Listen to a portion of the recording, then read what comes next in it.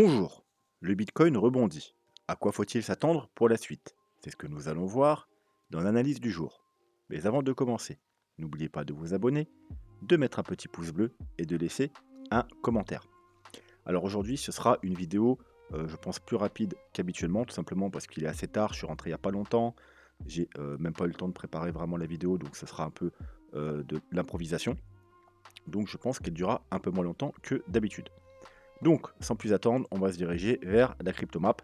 Et comme vous pouvez y voir, après le rebond du Bitcoin, eh bien, on a l'ensemble, comme d'habitude, des altcoins qui suivent, avec grosso modo des hausses de 5 à 10% en moyenne. Et notamment, on a quand même GRT et Gala qui se démarquent avec 20% et 18% pour Gala. Voilà. Sinon, le Bitcoin en 4 heures. Donc, hop, on a dézoomé, c'est bien pour que vous ayez une idée de la map générale en 4 heures. Donc, on a la trendline rose baissière, on a recassé légèrement la baisse, là on est repassé au-dessus. On a la trendline rouge qu'on a cassé il y a un moment, ce gros niveau de support en vert et une petite trendline blanche. Voilà, ça c'est pour, et bien entendu, notre zone de rechargement de short. Donc, hier, on était où hier? Hier, on était là, et comme je vous avais dit, on est sur un niveau important, donc notamment hop, on va passer sur ce graphique-là. Voilà, ce niveau-là, la ligne blanche que vous voyez ici. Donc, on l'avait cassé après l'avoir travaillé. Donc, on va voir en 4 heures. Hop, vous voyez, on a travaillé ce niveau. On casse. Donc, pullback, parfait. Mais également, on avait, et ça, j'en ai pas parlé hier parce qu'on s'est pas trop intéressé au daily. J'en ai parlé dans la vidéo d'avant quand on était là et je vous annonçais une petite correction. Je vous ai dit, il y a de fortes chances qu'on vienne chercher bien tout simplement le retest des moyennes mobiles, surtout qu'elles sont cumulées. Donc c'est exactement ce qui s'est passé. On est venu retester la moyenne mobile 50 et la EMA 21. Et surtout, vu qu'on est potentiellement dans une vague 1, 2, 3, 4, 5, eh bien, du coup, hop, je vous avais mis un petit fibo et je vous avais dit de surveiller les 0,382. Donc vous voyez, on n'est pas parfaitement venu chercher les 0,382. On a fait un petit W avec en plus, je vous avais dit, une divergence H4, une divergence bullish bien entendu. On fait un léger plus bas ici et on fait un plus haut. Alors hop, on va aller, vous voyez, on fait un plus haut ici, hop, sur le RSI, donc divergence haussière H4. Du coup, rebond. Et je parle bien de rebond parce que pour l'instant, c'est qu'un rebond. Tout simplement parce que, vous voyez, là, pour l'instant, on est rejeté. On est rejeté d'où? Bah, tout simplement dans la petite zone de rechargement de short de ce mouvement baissier. Donc, tant qu'on n'a pas recassé la zone de rechargement de short, ça reste un rebond. Parce qu'effectivement, on pourrait avoir terminé notre vague 4 ici, sur les 0,382, cible principale d'une vague 4, et avoir fait par exemple une A, B, C, mais on peut être également tout simplement seulement dans la première partie de la correction. Donc une première vague A, une vague B qui va rechercher tout naturellement la zone de rechargement de short, et une vague C pour aller soit en double bottom, soit aller plus bas. Donc plus bas, bien entendu, on a le Fibo 0,5 en orange et on a le Fibo 0,68 en jaune. Donc le Fibo 0,5, tout dépend de combien de temps on y met, mais vous voyez, il se trouverait à peu près au niveau également de la petite trendline. Donc pour l'instant, il n'y a que 2 points. Donc théoriquement, une belle trendline, il faut au moins 3 points pour qu'elle soit vraiment validée. Mais bon, si le début d'une trendline, on peut anticiper déjà le troisième point. Donc pourquoi pas revenir à la trendline, une petite mèche pour aller chercher le Fibo 0,5 et voilà, trouver le bas de la correction. Voir si vraiment on devait avoir une correction plus appuyée, aller chercher le Fibo 0,618 qui se trouve également sur le très gros niveau de support, donc la ligne verte ici, vous voyez, et également autour des 40 000 $, donc niveau psychologique, et c'est également ce niveau que se trouve le gap du CME futur. Hop, on va se remettre le gap, vous voyez, voilà, vous voyez, c'est au niveau des, hop, le bas du gap, il est aux 40 700 $. Donc, c'est les targets potentiels si, bien entendu, on devait repartir à la baisse. On va revenir sur notre graphique. Donc, potentiellement, la correction est déjà terminée, mais pour l'instant, on est sur la zone de rechargement de short. Donc, encore une fois, c'est surtout pas un bon moment pour prendre des achats. là, c'est plus un moment pour tenter des shorts à la rigueur, mais pas prendre des achats. Par contre, si on venait à casser cette zone, effectivement, là, on ira probablement faire des nouveaux plus hauts. On aura probablement trouvé du coup le bottom de cette petite correction et tout simplement, on entamera, on continuera à monter pour finir notre vague 5. Donc là, c'est soit un petit arrêt, on va continuer à aller plus haut. Si on voit des bougies rouges, ça ne veut pas dire que aillez forcément, on va aller plus bas, hein. Si vraiment on a trouvé un petit bottom là, eh bien, pour faire notre vague 5, vous savez qu'on doit faire, eh bien, 5 petites sous-vagues. Donc, hop. Donc ça pourrait très bien être, si on a juste 2-3 petites bougies rouges, être juste la première vague 2 corrective, hein, pour aller, pourquoi pas, faire un pullback sur, par exemple, la trendline. 1, 2, 3, 4 et 5. Alors, on va s'enlever celui-là qui nous gêne. Voilà, admettons, et là, c'est juste admettons, hein, que là, on a des bougies rouges qui continuent. Dans un premier temps, on va rester dans le potentiel bottom et on va se dire que on est en train de faire la vague 2. Et théoriquement, la target, la 22, hein, la vague 2, vous la connaissez, c'est 0,5, 0,618. Hop, on va repasser en automatique. Et vous voyez où se trouvent les 0,5, 0,618. Ils se trouvent parfaitement au niveau. Du coup, vous avez compris, hein, c'est du vert, hein, pas du rouge. Au niveau de notre trendline. Donc ça correspondrait à une vague 2 parfaite, 0,5, 0,618. Et en même temps, un pullback sur, encore une fois, la fameuse trendline. Vous voyez, celle qui a fait résistance ici, on l'a cassé, donc pourquoi pas un pullback. Bien entendu, c'est si les bougies rouges continuent. Là, pour l'instant, il n'y a rien qui nous dit que la vague 1 est finie. Et puis surtout, il n'y a rien qui nous dit qu'on est dans vague 1. Comme je vous ai dit, on est peut-être dans une vague A, B et C pour aller chercher plus bas. Voilà, donc ça, c'est pour le petit time frame. Alors, on va quand même faire une projection. Pour ceux qui s'intéressent, admettons là, on a vraiment trouvé un bottom. Et là, on est dans le début de notre vague 5. On va essayer de voir où c'est que pourrait nous mener la vague 5. Donc, on part au bas de la 2. Alors, excusez-moi, j'ai pris le mauvais. Prendre les prolongations. On part en bas de la vague 2, en haut de la vague 3 et en bas de la 4, du potentiel 4, parce qu'on n'est pas encore sûr qu'on ait trouvé une vague 4.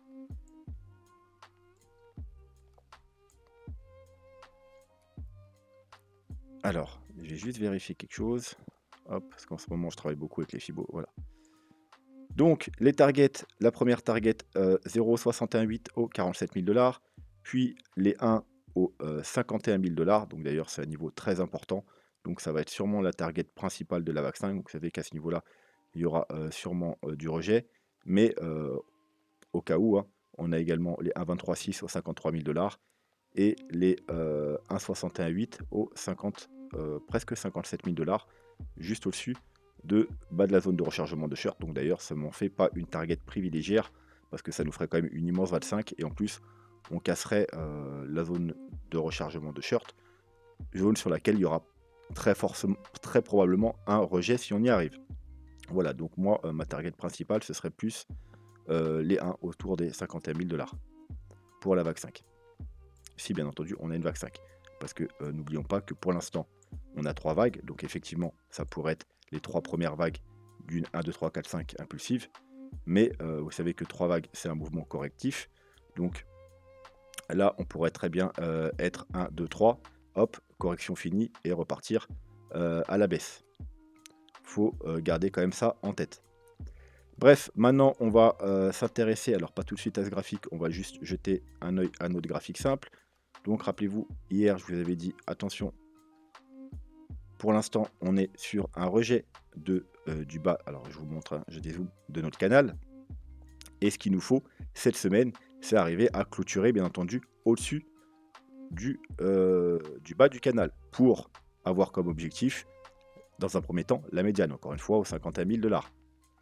Voilà, donc comme à chaque fois qu'on a cassé, on est revenu chercher la médiane, que ce soit dans un sens ou dans l'autre. Voilà, et bien entendu, si on casse ensuite la médiane, donc voilà, une fois arrivé à la médiane, soit on sera rejeté et on ira soit faire un pullback ici pour repartir à la hausse, soit casser pour aller faire des nouveaux plus bas, hein, parce que si on recasse, si on vient chercher la médiane et on recasse là, c'est quasiment 3 quarts de chance qu'on ait, c'est pour continuer la chute et faire des nouveaux plus bas. Si par contre on casse la médiane, bien entendu, on ira fort probablement rechercher le haut du canal vers les 62 000 $. Donc voilà, c'est tout pour ce petit graphique. Maintenant, on va aller voir quelques indicateurs en daily, tout simplement parce que hier, on s'est intéressé au plus gros time frame, donc au weekly. D'ailleurs, ceux qui n'ont pas vu la vidéo d'hier, je vous invite à aller la voir si vous voulez vraiment une analyse sur les plus gros time frames, donc sur le moyen long terme. Là, aujourd'hui, on va se contenter du daily. Donc, on va rester, puisqu'on est déjà dessus, sur les moyennes mobiles. Donc, on a fait un petit pullback sur nos 2 moyennes mobiles, donc c'est plutôt bullish. La prochaine résistance, la zone à surveiller attentivement, c'est les 2 moyennes mobiles qu'on a ici, et tout particulièrement la moyenne mobile 200, vu que là c'est la moyenne mobile 100 et la moyenne mobile 200, donc la moyenne mobile 200 est beaucoup plus forte. Et vous savez qu'aussi en daily, c'est la garante théoriquement de la tendance haussière. Pour définir une tendance haussière, il faut qu'on soit au-dessus, par rapport aux moyennes mobiles, je parle bien, de la moyenne mobile 200, et également qu'on soit sous Golden Cross. Donc on ne se repassera pas bullish en daily avec les moyennes mobiles, tant qu'on ne sera pas au-dessus de la moyenne mobile 200 et qu'on n'aura pas une Golden Cross. Pour l'instant, on est toujours sous Death Cross. La Death Cross a eu lieu ici, vous voyez. Et voilà, donc tant qu'on n'aura pas eu une Golden Cross et qu'on ne sera pas au-dessus de la moyenne mobile 200, on ne sera pas bullish en daily par rapport aux moyennes mobiles. Bon, donc voilà, il faudra être très prudent à ce niveau-là, encore une fois, 49 500 $, donc proche des 50 000 $. Ça, c'est pour les moyennes mobiles. Ensuite, on va aller voir Ichimoku. Hop, alors vous savez que sur Ichimoku, le gros signal haussier, c'était ici, parce qu'on a cassé la Kijun. Bon, au passage, en même temps, on avait la Kijun et la Tenkan qui étaient liées, donc voilà, c'est un signal d'autant plus fort, aux 38 000, presque 39 000 $. On avait eu notre gros signal haussier en daily. Confirmation de la lagging span qui passe autour du prix. Là, hier, enfin dans les jours précédents, quand on a eu le pullback, et bien en même temps, on a eu un pullback. Vous voyez, la lagging span est revenue tout simplement pullback sur le prix. Donc également un bon, ça nous confirmait que là, c'était un bon niveau de support parce qu'on avait également le support du prix pour la lagging span. La lagging span rebondit. Là, elle est en train de cacher la Kijun. C'est plutôt bon signe. On est rentré dans le nuage. Donc vous savez qu'en général, quand on rentre dans le nuage, on va chercher le haut du nuage. Et bien entendu, pour passer vraiment à 100% bullish en Ichimoku en daily, il faudra tout simplement passer au-dessus du nuage, donc environ des 46 000 $. Et là, on sera totalement bullish sur Ichimoku en daily. Voilà, maintenant, on va peut-être acheter un œil quand même au ruban des moyennes mobiles. Voilà, bon, vous voyez, pareil sur le ruban, hein, vous aviez un bon niveau de support. On est revenu chercher tout simplement parfaitement le bas du ruban. Donc ici, il y avait de bons achats à prendre par rapport au ruban, avec un stop très facile, hein, parce qu'il suffisait de mettre un stop un peu en dessous le ruban. Bien sûr, pas trop serré, hein, comme d'hab, parce que pour éviter les petites mèches. Mais voilà, c'était un bon niveau. Maintenant, on repasse au-dessus du ruban. Donc c'est plutôt bon signe. Maintenant, il faudrait réussir à avoir une ou deux clôtures au-dessus du ruban pour vraiment valider cette tendance haussière. Qu'en général, la plupart du temps, hein, quand on est au-dessus du ruban, eh bien, on y reste un certain temps. On a quand même des belle tendance haussière. Alors c'est du daily, hein. Comme vous savez en daily on a quand même, ça arrive les faux signaux, mais globalement quand on est au-dessus du ruban, on est plutôt assez bullish. Vous voyez, on a des faux signaux, par exemple ici on a cassé le ruban. Voilà, là on a travaillé et au final c'est reparti à la baisse. On n'oublie pas que pour confirmer une tendance haussière par rapport au ruban, être au-dessus, c'est juste la première confirmation. La deuxième confirmation, il nous faut également l'alignement des moyennes mobiles. Vous voyez, quand on est en tendance haussière, on a un alignement de la moyenne mobile la plus faible, donc là, la moyenne mobile jaune, jusque la plus forte. Donc vous voyez là, par exemple, vous regardez, ça commence à la EMA 21, d'ailleurs c'est des moyennes mobiles exponentielles, hein, et ça finit à la EMA 55, la rouge. Donc de la plus faible à la plus forte. On veut un alignement dans ce sens. En tendance baissière, vous voyez, quand on casse le ruban à la baisse, donc déjà c'est un signal baissier, la confirmation se fait quand on a l'alignement baissier. Ça veut dire que les moyennes mobiles s'inversent. Et on a eu la confirmation dans cette zone-là, vous voyez. Et juste après, ce qui s'est passé, voilà, badaboum. Donc là, c'est pareil. On a un premier signal haussier parce qu'on est en train de repasser au-dessus du ruban. mais la confirmation se fera seulement quand les moyennes mobiles vont recroiser et se réaligner, comme ici, vous voyez. Hop. Bon, ici, on a eu de la chance, on a tout eu en même temps sur le dernier bottom au mois de septembre. On a en même temps repassé au-dessus du ruban et les moyennes mobiles parce qu'il était fin. Vous voyez, il était très fin le ruban. Donc c'est facile quand il est fin de recroiser à la hausse. Là, il est un peu plus épais. Donc ça prend un peu plus de temps. Mais vous voyez qu'une fois qu'on est passé au-dessus et qu'on a la confirmation, eh bien, on a belle tendance haussière. Vous voyez, ça marche aussi ici. Là, on est plus dans cette situation. Vous voyez, on était bullish. Mais on est repassé au-dessus du ruban, mais c'était pas encore confirmé. La confirmation s'est faite dans cette zone-là. Et ensuite, on a pu continuer une belle hausse. Donc là, c'est pareil. Pour la confirmation, se fera seulement si tout va bien et qu'on continue à monter dans quelques jours avec les moyennes mobiles qui se réalignent parfaitement pour une tendance haussière. Voilà. Et pour finir, on va regarder quelque chose qu'on n'a pas vu depuis un moment. Laissez-moi juste retrouver ça. Ok. Donc, le NVT et excusez-moi, et le ADX NDI. Donc, on va les regarder séparément et on va d'abord s'intéresser au NVT. Donc, vous savez que, et d'ailleurs pour le NVT, on va même plus se mettre en weekly. Donc, vous savez que le NVT, le gros signal baissier en général, c'est quand il est rouge et qu'il repasse en bleu. Vous voyez ici, rouge, bleu, hop, grosse chute, rouge, bleu, grosse chute, rouge, bleu, grosse chute, rouge, bleu, grosse chute, etc., etc. Pareil ici, on avait eu ici, il s'était passé en bleu, grosse chute. Bon, ici, il y a une exception. On n'a pas eu le signal, on n'a jamais eu le signal bleu, enfin on l'a eu que bien plus tard, on l'a eu exactement, vous voyez, ici, donc sur cette bougie, donc assez tard, vers les 49 000 $. Donc on était déjà quand même passé de 69 000 à 49 000 $, donc c'est un signal assez tardif. Pourquoi? Tout simplement parce que, regardez, je vous trace une ligne. Hop, vous voyez, grosso modo, en gros, les sommets, on les fait généralement vers cette zone. Vous voyez, ici, bon, même un petit peu plus bas la moyenne, mais globalement vers cette zone. Alors qu'ici, on est monté bien plus haut. Du coup, eh bien, vu que le signal bleu, faut qu'on descende sur un certain palier, on l'a eu que bien plus tard. Mais vous savez que en weekly, le signal bleu, c'est la confirmation. Le premier avertissement qui nous dit de faire attention, c'est déjà quand on casse, eh bien, tout simplement, la ligne jaune. La ligne jaune, c'est quoi en fait? C'est la force du mouvement. Globalement, ça vous donne la force du mouvement. Plus on monte, plus le mouvement est puissant. Plus on descend, plus le mouvement est faible. Donc, comme vous pouvez le voir, pour l'instant, la force du mouvement est faible. Donc, le rebond, il n'y a pas encore de quoi s'exciter. Surtout que vous voyez que là, on est en train de faire... Alors, on est repassé en rouge, donc c'est plutôt bullish. Mais la confirmation qu'on repasse en rouge se fait quand on repasse au-dessus justement de cette ligne jaune. Vous voyez ici, hop, on a une confirmation haussière, tout simplement parce qu'on était repassé dans le rouge et on était également repassé au-dessus de la ligne jaune. Je peux vous montrer d'autres exemples. Ici aussi, on est repassé au-dessus de la ligne jaune, rouge, mouvement haussier. Bref, donc pour l'instant, on est juste sur une zone de, on va dire, par rapport au NVT, de résistance. Donc on est repassé en rouge ici, donc sur cette bougie-là, donc bullish, mais la confirmation se fait bien entendu si on repasse au-dessus de la ligne jaune. Et ensuite, on veut voir une ligne jaune qui remonte. Vous voyez, ici, on avait un signal, pourquoi baissier?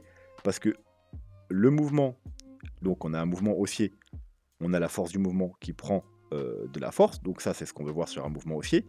Et là il commence à s'arrondir, vous voyez, il commence à s'arrondir, donc à faiblir. Et plus le croisement, on avait déjà un premier avertissement baissier. Et on l'a eu quasiment peu de choses près du bottom, dans les 60 000 $. Du top, excusez-moi. Donc là c'est pareil, on voit que il a l'air de vouloir également s'arrondir et repartir à la hausse. Mais c'est pas encore fait. Si on casse la ligne jaune et que on voit que, comme ici, vous voyez, hop, ça s'arrondit et que ça remonte, eh bien, que le mouvement haussier prend de la force, eh bien, ça nous validera en quelque sorte le mouvement haussier. C'est un peu comme le volume, quand vous voyez des volumes ascendants, ça valide un mouvement haussier. Si vous voyez une hausse, mais qu'on n'a aucun volume, faut quand même être prudent. Se dire que c'est peut-être juste un rebond. Voilà, donc ça c'est pour le NVT. Maintenant, on va regarder le AX. Hop, si je retrouve. Hop, c'est là. Donc,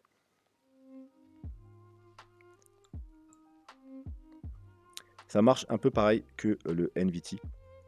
Vous avez la ligne jaune. D'ailleurs, en plus, je vous ai dit une grosse bêtise. Enfin, c'est pas une grosse bêtise, mais sur le NVT, je vous ai dit, c'est la force du mouvement. C'est un peu ça, mais pas tout à fait. En fait, c'est surtout sur ADX NDI. Voilà, je suis resté dans ma ligne jaune parce que juste avant, j'avais regardé. C'est sur AX NDI, la ligne jaune représente la force du mouvement. C'est un petit peu pareil sur NVT, mais c'est légèrement différent. Je vous expliquerai plus tard quand on fera, si vous voulez, une vidéo sur le NVT, exactement en quoi ça consiste. Mais c'est plus pertinent la force du mouvement quand même sur le ADX par rapport à cette fameuse ligne jaune. Donc on a toujours une ligne jaune qui représente la force du mouvement. Et on a une ligne verte, une ligne rouge. Donc tout simplement, quand la ligne verte est au-dessus de la ligne rouge, eh bien, on va dire c'est bullish. Et quand on est en dessous, c'est bearish. Donc tout simplement, on a des signaux entre guillemets d'achat et de vente quand on a le croisement de ces deux lignes. Donc ouais, on va remonter un peu dans le passé, je vais vous montrer. Par exemple, ici, voilà, signal baissier. Et vous voyez qu'ensuite, on reste en dessous, en dessous, en dessous, en dessous. Alors là, je suis en weekly. Hein. Normalement, je voulais l'analyser en daily, mais c'est pas grave. On va rester en weekly pour vous montrer. Là, hop, signal haussier. Vous voyez, on a eu un signal haussier ici. Donc, aux 4000 $. Et ensuite, on est monté, on est monté, on est monté. Encore une fois, prochain signal haussier. Hop, ici.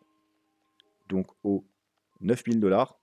Et ensuite, on a eu le signal baissier seulement ici, donc sur cette bougie. Donc si vous suivez globalement, vous auriez acheté au environ 9000 $ et vous auriez revendu sur cette bougie, donc entre les 57 000 et les 47 000 $. Donc vous voyez que c'est assez pertinent. On a eu ensuite un signal baissier ici et un signal attendez, hop. On a eu un signal, excusez-moi, haussier ici et un petit signal baissier ici et signal haussier ici. Et le dernier signal baissier qu'on a eu, eh bien, c'était exactement entre les deux du coup. Entre ces deux bougies-là, entre celle-là et celle-là, donc aux alentours des 57 000 $. Et depuis, eh bien, on n'a pas eu de signal haussier encore sur le ADX NDI en weekly. Donc pour l'instant, c'est toujours bearish. Il n'y a pas encore de confirmation haussière. Donc il faudra surveiller ça en weekly quand on aura un croisement haussier. Bien entendu, ce sera un joli signal et il faudra espérer du coup faire des nouveaux plus hauts.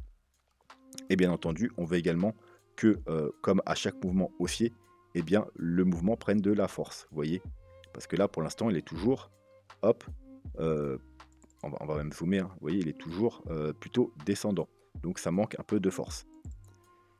Maintenant, on va aller jeter un œil en daily. En daily, c'est une autre histoire. Bien entendu, on a beaucoup plus de signaux. Hein, donc on a aussi quelques faux signaux, comme tous les indicateurs en daily. Mais comme vous pouvez voir, on est passé bearish ici même, au croisement. Vous voyez, la ligne rouge est repassée au-dessus de la ligne verte. Donc sur cette bougie-là, donc aux alentours des 63 000 à 60 000 $. Donc c'était quand même un bon signal. Et depuis, on est bearish. Vous voyez, la ligne rouge est bien au-dessus. Et on a eu un signal haussier il y a quelques jours. Alors, hop, on va zoomer un peu. Hop, hop, hop. Sur cette bougie-là. Voilà. Sur cette bougie, donc entre les 37 000 et les 41 000 $. On a eu le signal haussier. Et donc, pour l'instant, on est haussier sur le ADX NDI en daily. On a bien la ligne verte qui est au-dessus de la ligne rouge. Si vous voyez qu'on repasse en dessous, eh bien, on repassera malheureusement baissier en daily. Et il faut rester prudent parce que c'est du daily, hein, il peut y avoir des petits faux signaux. Mais pour l'instant, c'est bullish. Bien entendu, ce qui va nous intéresser, nous, parce que la DXNDI, en étant bullish, ça peut être bullish juste pour un rebond, hein, ça ne veut pas dire qu'on allait faire des nouveaux plus hauts. Donc ce qui va nous intéresser, nous particulièrement, ce sera bien entendu le signal weekly, parce qu'en général, le signal weekly, ça nous donne vraiment des belles tendances haussières, des belles grosses jambes haussières. Voilà, donc ce sera tout, je pense, pour aujourd'hui. On se retrouve demain dans une vidéo sûrement un peu plus longue. Et bien évidemment, j'analyserai aussi des altcoins, soit dans la vidéo, soit à part, comme je fais en ce moment. Donc n'hésitez pas en commentaire à me donner vos altcoins préférés. Évitez de m'en donner 5 ou 6 à la fois par personne, parce que moi, sinon, de toute façon, je n'irai pas tous les regarder. Donc donnez-moi-en un ou deux par personne, ce sera déjà pas mal. Comme ça, je peux jeter un coup d'œil à tous les altcoins et garder ceux qui ont l'air le plus intéressants, ou tout simplement ceux qui sont le plus demandés. Voilà, sur ce, je vous souhaite une bonne soirée et je vous dis à demain. Tchuss.